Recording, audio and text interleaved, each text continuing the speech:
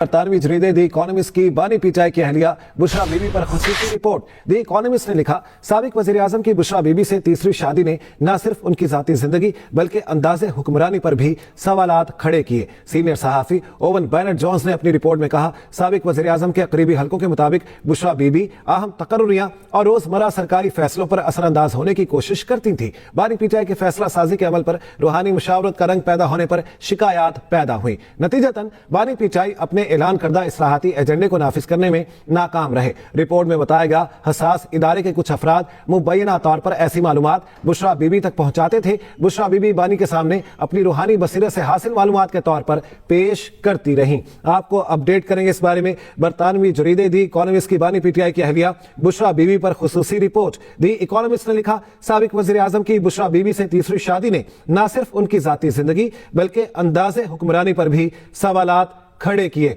بشریٰ تسکین صاحبہ ہمارے ساتھ موجود ہیں، شریک مصنفہ ہیں۔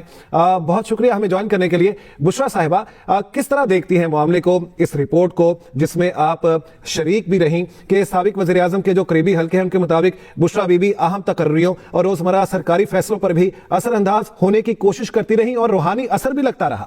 اس کی گہرائی، اس کی تہہ تک پہنچنے کے لیے ہمیں جو چیزیں معلوم ہوئی وہ ہمارے لیے تو بہت شاکنگ تھی۔